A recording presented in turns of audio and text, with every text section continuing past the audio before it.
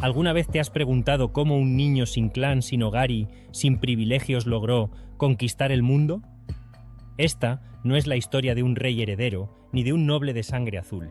Esta es la historia de un muchacho llamado Temujin, que fue abandonado, hecho esclavo, traicionado, y que aún así logró convertirse en uno de los líderes más temidos y respetados de la historia humana, Genghis Khan. Temujin nació en 1162, en las frías estepas de Mongolia, un lugar salvaje donde la vida dependía del caballo, el arco y la lealtad. Su padre Yesugei era un jefe tribal con cierta influencia, pero cuando Temujin tenía solo 9 años, su padre fue envenenado por una tribu rival. La muerte de su padre no solo dejó un vacío en su familia, sino también una sentencia de muerte. La tribu de su padre los abandonó. Su madre, Hoelun, quedó sola con sus hijos en la nada. Nadie los protegía, nadie les daba comida. Sobrevivieron como animales, comiendo raíces, peces podridos, cualquier cosa que les permitiera seguir vivos. Temujin aprendió temprano que la compasión no era la norma. A los 11 años, en un momento de tensión extrema, mató a su medio hermano por comida y por liderazgo. Un acto brutal, pero decisivo. La infancia de Temujin no fue una historia de juegos ni escuela. Fue una prueba constante de vida o muerte. Hoy en Inspira Historia te contamos la historia de un hombre que tuvo el mundo bajo sus pies.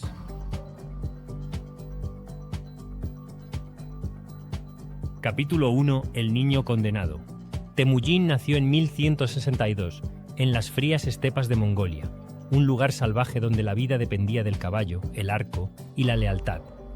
Su padre Yesugei era un jefe tribal con cierta influencia, pero cuando Temujin tenía solo 9 años, su padre fue envenenado por una tribu rival. La muerte de su padre no solo dejó un vacío en su familia, sino también una sentencia de muerte. La tribu de su padre los abandonó. Su madre, Hoelun, quedó sola con sus hijos en la nada. Nadie los protegía, nadie les daba comida. Sobrevivieron como animales, comiendo raíces, peces podridos, cualquier cosa que les permitiera seguir vivos. Temujin aprendió temprano que la compasión no era la norma. A los 11 años, en un momento de tensión extrema, mató a su medio hermano por comida y por liderazgo. Un acto brutal, pero decisivo. La infancia de Temujin no fue una historia de juegos ni escuela. Fue una prueba constante de vida o muerte. Capítulo 2. Esclavitud y fuga. Poco después de su adolescencia, Temujin fue capturado por los Tayichi-ut, una tribu enemiga.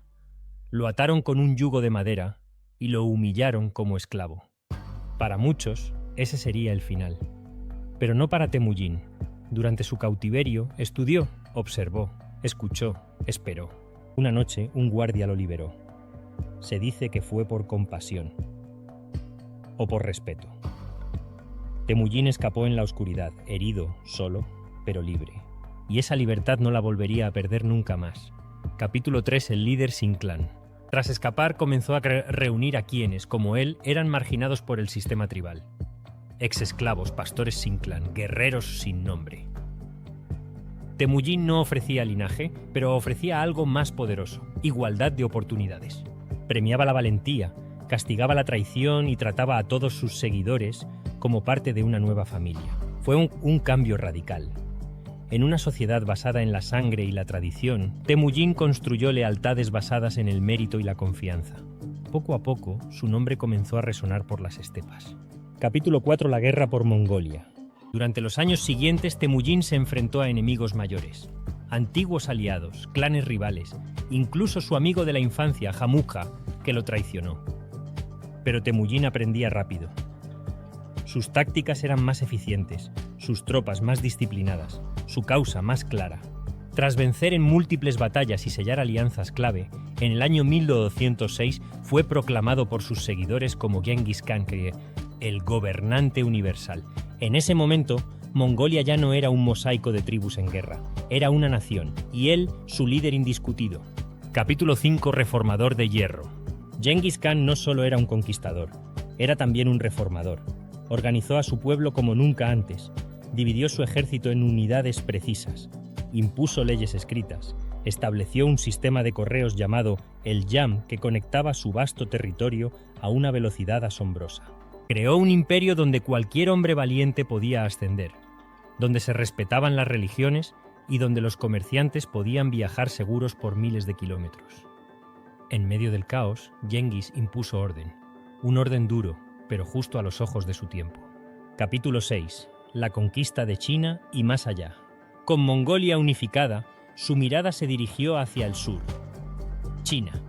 El imperio Jin era poderoso y rico, pero sus fortalezas no sirvieron contra la estrategia de los mongoles. Ciudad tras ciudad, las defensas chinas cayeron.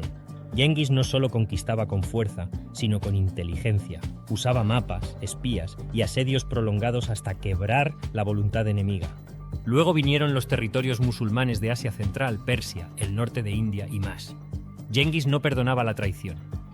Cuando el Shah de Khorasmía mató a sus emisarios, respondió con una campaña brutal que borró ciudades enteras del mapa.